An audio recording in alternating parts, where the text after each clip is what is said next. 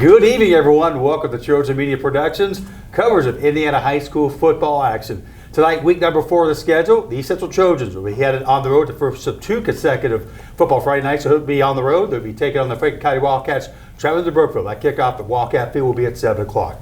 Josh Spencer will join us. And Josh, last week, what a night it was for the East Central Trojans. A very impressive win against the Moeller Crusaders. Definitely an exclamation point. Yes, definitely. Thanks, Kaz. And a big win against the Moeller Crusaders, 38-28 win. On the rushing end, 522 yards of total offense, but on the rushing end, 486 yards on the ground of that 522.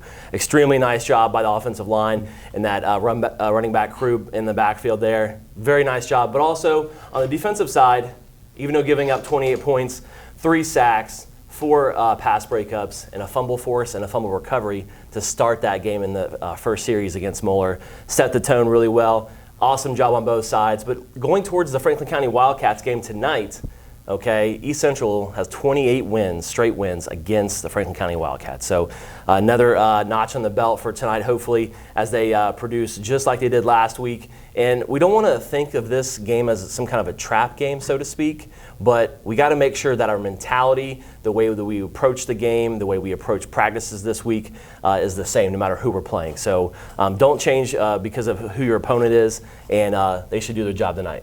Josh, that 28 straight wins, that started back in 2000. Now, 20 also includes sexual matchups, too. Yeah, it's pretty remarkable to have a record like that against a team and have total domination over them over quite a few decades.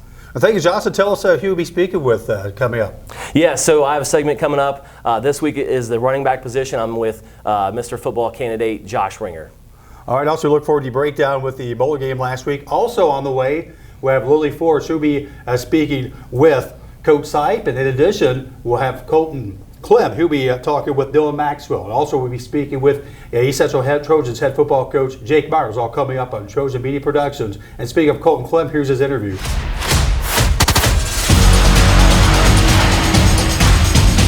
Thanks, guys. I'm here with East Central linebacker and now running back Dylan Maxwell. Dylan, you had 183 yards and a touchdown as well as 12 carries versus Moeller. What was it like going into this game, knowing that this is the first time you've ran the ball since the 8th grade? You know, it was really exciting, right? Going in, playing something new, playing linebacker for all my life, or all my high school career for sure. Going in to play running back, it was awesome. It's really fun. You know, it's a new opportunity. Try to make the best of my opportunity. I feel like I worked hard, and I feel like I did the best I could. And I was happy with how it went out, getting the win. And it was a big win for the team, big win for the program. So it was fun. Nice. Your family has a great lineage here as athletes. Your mom and your sister were record-holding basketball players, and your dad went to IU to play tight end. And your brother is a state champion quarterback. Do you feel the pressure from this, or is it kind of a relief knowing that you have some people at your disposal to give you some good advice? You know, I kind of used to hold myself to a high standard, but like watching my family grow up, my brother and sister were going to every single one of their games and hearing stories from my parents about how they used to play. I used to hold myself to definitely a high standard, but now I'm kind of laid back a little bit, and it's nice having people I can go to and talk to, and maybe if I don't have a question or I don't know what I'm going to do, and it's nice going to ask them questions. But I think having them at my disposal is definitely an advantage that I think I can take good care of and can use very well. Super cool, dude. All right. You just got done with 3 pretty emotional games. How are you going to settle into this stretch conference here? Yeah, obviously those first 3 games were important, you know, getting the big ones out of the way, but it's just important that we take it one game at a time, right? We got the conference stretch coming up. Can't look too ahead. Got to take one game at a time, listen to our game plan, listen to our coaches, and it should be fun and it should be a good season. Well, that's great to hear. Thank you. Thanks, guys. I'm Colton Clem with Trojan Media Productions.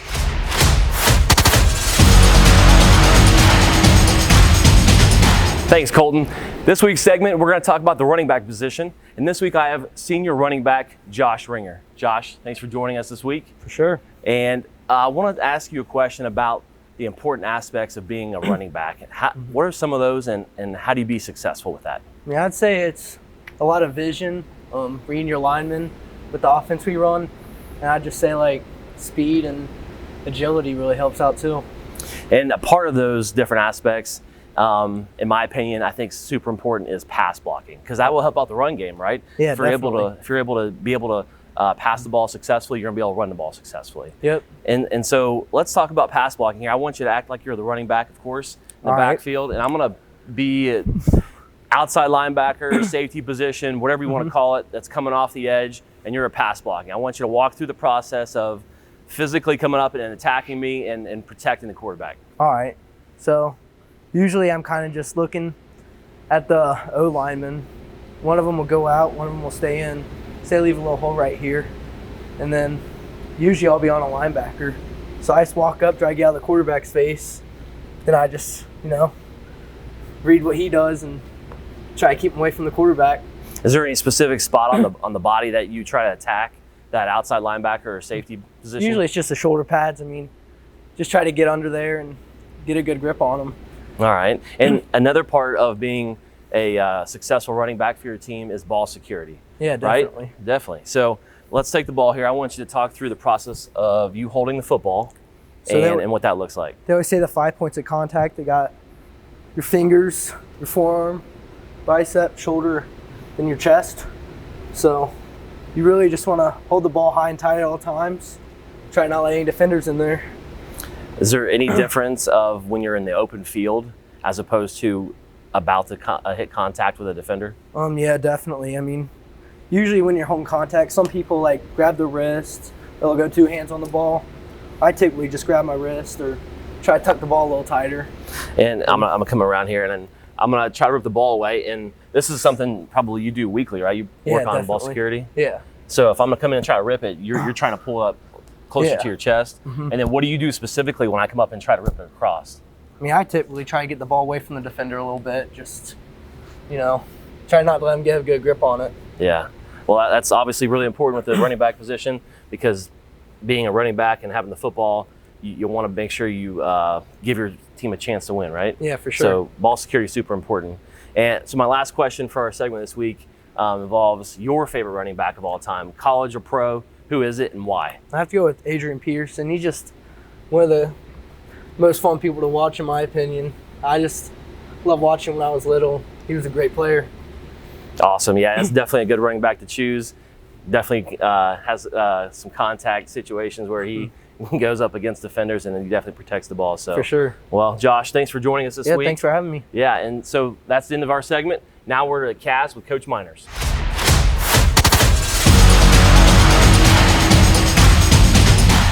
Thank you very much, Josh. Our countdown to kickoff continues tonight at Brookville. The Trojans will head to Brookville to take on the Franklin County Wildcats in week number 4.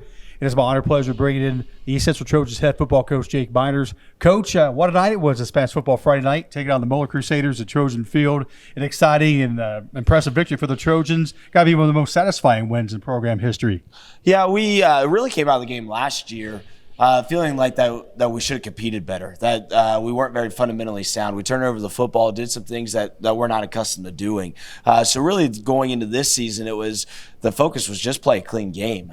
Just give ourselves the best opportunity to go win a football game. And doing that, you just can't turn the football over, and the defense has to create a turnover or two. And I was just very proud of our effort. I thought we came out and played a really clean game. We were very fundamentally sound. Jordan Marshall is a whale of a football player for Moeller. And I know he was breaking off a run here or there, but for the most part, we were pretty sound tacklers on the night. So just very, very happy with our performance. Obviously, we're happy to be sitting at 3-0 right now, but it is a big moment for our program. It's a big win for our program. Anytime you can beat a GCL South school, one of the traditional powers in the city of Cincinnati, I think it turns a few heads. And we know that we have a good football program. We know we have a good football team. But to be able to, turn a few heads in this city of Cincinnati along the way, I think it really just showcases what kind of football program we have. Coming up tonight, the Trojans on the road. First of 2 straight weekends you'll be on the road. You'll be headed to Brookville to take on the Franklin County Wildcats. From what you've seen in the reports, tell us about the Wildcats football team and what to expect. First and foremost, week 4 has always kind of been our nemesis the last few years, especially Franklin County. It's taken us a little bit to get into the game, to get settled down, and to go out and perform, and especially playing at Franklin County. It's a really tough place to play. It's historically a place that East Central hasn't played very well. So those are things we've been talking about this week. But Franklin County is a young and upcoming football team. They play a lot of sophomores and juniors. They can do a lot of things that can hurt you. They don't have the size up front that Moeller has. But they have team speed, and that's one thing that we've been preaching this week is we really have to limit that speed, and that's a concern of ours. And again, we just have to play a clean game. We have to come out with the same attitude and effort that we do each week, and go out and just play a fundamentally sound football game. It's hard to believe the regular season is 1/3 over. Give us your thoughts of how the conference is shaping up. Yeah, Batesville's off to a 3-0 start. So they've looked really, really good so far in the small school conference, our side of the conference. Lawrenceburg is obviously they're starting to win games. They're getting on the roll that they traditionally get on at this point in the year. South Dearborn, even though the record's sitting at 1-2, they've been competitive in those 2 losses. So I expect to see them down the road too. And I just think the conference as a whole is very competitive. There's some schools that are building and some schools that are growing, that are young. But Batesville, we knew coming into the season was going to be a pretty tough opponent. They returned a lot from their team last year, a lot of experienced guys, and I think they've really proven that in the first 3 weeks here. And they have a new offense that they're running where they're really able to control the football and control the tempo of the game. So overall, as a conference, I just think it's really strong. The EIAC, the non-conference part of the schedule, and the EIAC, a lot of EIAC schools went out and won. So I think that's kind of an annual thing with the EIAC. I don't think people realize when they go out and they play these non-conference games, EIAC wins a lot of football games. So it's a very tough conference again. We're going to have to play. We got a 5-week stretch here of EIAC schools, and we're going to have to play really well in order to win. Any final thoughts, Coach? It's hard to believe that we're sitting here at week 4, but again, we're just happy for the opportunity again this Friday night to go out and to try to get better. We're just trying to improve from week 3 to week 4. That's been our focus, all last year and this year is just keep trying to improve every single week. So we're happy to have another opportunity to do that.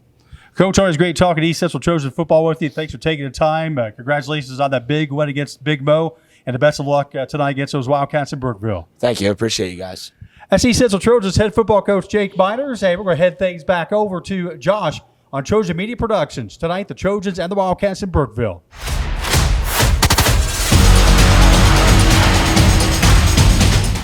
Thanks, Kaz. And now this week's keys of the game against the Franklin County Wildcats. I have 2 this week, which involve being consistent and also having a great mentality. Those go hand in hand together. And also, it doesn't matter who you play. If you utilize both those keys, no matter who you play, who your opponent is, you're going to be very successful, okay? So being consistent and having the right mentality, whether you're playing Franklin County or Moeller, South Dearborn, Roncalli, etc. Now let's take a look at the East Central defense last week against the Moeller Crusaders. And we're going to stop and pause and highlight defensive player and offensive player this week, Dylan Maxwell. He's coming off the edge on the field side here. He also has number 5, Carson Pazonka, right behind him. What's going to happen on the offensive side is they're going to go jet motion across, and they're going to fake that handoff. We're going to give it back to the running back going to the boundary side, and they have the tight end, lead blocking. But Dylan Maxwell does a great job of coming off the edge and reading that play. As you see the jet motion coming across, he gets in there pretty quickly, gets right behind that pulling guard and also that tight end that's lead blocking, makes tackle in the backfield. All right, we're going to highlight defensive tackle Brendan Coulter here on the left side, defensive lineman. He's down here on the boundary side. He's head up on this offensive tackle here, number 70. Okay, and what he's going to do, he's going to do a great job of having what's called a swim move on the inside into that B gap, okay? The B gap is right between that guard and tackle, okay? And what he does is he's going to use his right arm and grab the shoulder pads of that offensive player, and then he's going to use his left arm to rip or punch through. Sometimes they say swim as well. Swim through and make a sack on the quarterback. Big part in the game, late in the game, as Mueller is trying to come back. You're going to see it from the end zone cam here. He sets him up like he's going to go outside, comes back in, gets over the top quickly. Offensive tackle does a little hold, but that happens sometimes, and Brennan finishes it off with a sack. Now let's take a look at the offense. Big play here early in the game. Great play call, by the way. We have Eli Stelhorst going in deep motion here, all right? And we have Cole Burton tossing it to him. He's going to stop about the mid part of the field, towards the left hash even, and Josh Ringer's going to escape out to this left side for a touchdown pass. Great play call. You're going to see the Moeller defense go towards the field side, and let's see that in motion. Tosses it to Eli. Offensive line do a great job here of keeping that pocket clean. Eli floats a pass out there to Josh. Nice pass and catch there by them too. I'm going to try to pause it here before we get going. This is going to be a screen play to the field side.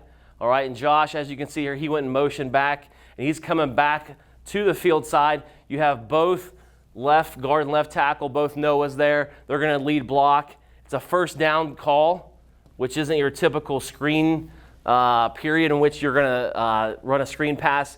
But they do a great job of calling the play there. Noah's out there in front, lead block. You're going to see it from a wide cam here.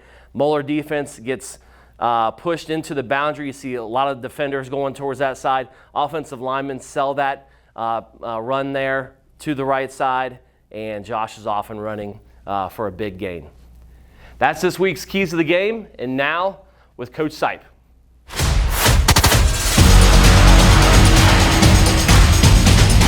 Thanks, Josh. Today I'm here with EC's quarterbacks coach, Lou Sipe. Coach, good game last Friday at Moeller. An interesting takeaway from the game is that EC only had 3 passing attempts versus a 56 running attempts. What is the conversation like with Coach Miners and Coach Maxwell when the offense is completely different from Harrison to Moeller? Yeah, so each week we start by watching the film, breaking down the previous week's game, and then we try to identify areas within their defense that we can attack. Against Harrison, we felt like our matchups were better if we spread out their defense and run some of our zone concepts, and we're able to throw the ball effectively against them. But then when we watched Moeller tape, we felt like with how good that their offense was, they had a lot of offensive power, and our defense played really well to kind of limit what they were able to do. But we felt that we could move the ball on the ground. So going in, our game plan was to run the ball, and really we were preaching 3 yards. 3 yards a carry. If we can stay on schedule, we're going to be able to be successful. So we jumped into that double wing, and we were really having some success with that. So that's kind of what we sat in. Obviously, you would like to, as a quarterback's coach, you'd like to throw the ball a little bit more.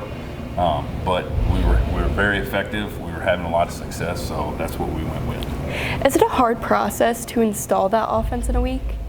You know, it's something that it's a package that is currently in our offense. So it's not that we went and kind of installed a completely new offense just in 1 week. Kudos, our Pee Wee program's really good, and a lot of those kids, ran that offense in Pee Wee all the way up through, and they're pretty efficient at it. So we currently hold that package, and it's actually kind of elements of that offense are in what we do with some of our other formations as well. So kudos, our kids were able to play really well and implement that offense against a really good defense. And how do you keep the quarterbacks interested in a game plan that essentially, if it works well, that the quarterback position isn't necessarily needed? Well, the quarterback position, now obviously I'm biased, but is always needed. Even if they're not throwing the ball, the quarterback's job is to make sure that the offense is functioning. So they may have to make sure that everybody's lined up. If we're wanting to eat clock, they have to make sure that they're watching the play clock, so that we're snapping the ball when that's run down, so we're working the clock. But this week, with the offense that we were running, the quarterback had to obviously get the ball handed off on time or pitch the ball on time. But he was also a lead blocker. Yeah. So that's a different role than a traditional quarterback in a throwing offense. But I think Cole did a great job with it. So, unfortunately, obviously I'm biased and want to throw the ball a little bit more, but it was effective and we were able to be successful. Yeah. Going into the conference stretch, what are the main points of focus for both Cole and Nolan, who are on different parts of their journeys as quarterbacks? Sure. So, our focus stays the same. We want to make sure that we know our game plan, we know our opponent, we study our film, and then we practice with a purpose. If that's making sure that we're sharp with our throwing technique, our form, if we're having to make sure that we're instilling different motions or whatnot, we have our timing down. But Cole does a great job. He's been our starting quarterback now for 3 years. He's had a lot of success, obviously coming off the state win last year. So he's got a lot of experience, and he does a great job leading our offense. So, and then Nolan, he's our JV quarterback. He's our backup quarterback, and he does a great job with our scout team. He is the person that gets everybody set up and lined up and making sure that they know what they're doing so that they can give our defense the best look possible, so that our defense can be ready to play at a high level on Friday nights. All right. Well, thank you for your time, Coach Sipe. I'm Lily Ford with Trojan Media. Let's send it to Cal.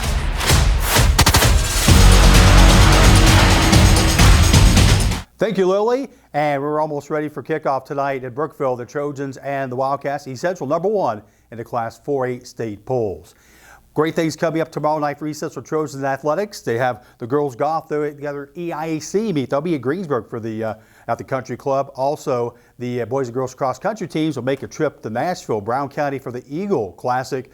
And a busy day for boys soccer tomorrow at Trojan Field. The East Central Trojans, the varsity, will take on North Central, and then the JV Cup will take place. The Trojans will go up against 4 other teams in that battle. Again, that's all day tomorrow at Trojan Field. Our next broadcast for Trojan Media Productions will be Wednesday night. There'll be the East Central Lady Trojans girls soccer team will take on the Russell Lady Lions. And of course, next week, the East Central Trojans football team will once again be on the road. They'll be in Batesville taking on the Bulldogs. So 2 weeks from the night, we'll be back on Trojan Media Productions with East Central Trojans football. It'll be homecoming for EC. They'll take on the South Dearborn Knights. That does it for me. So go Trojans. Enjoy your weekend.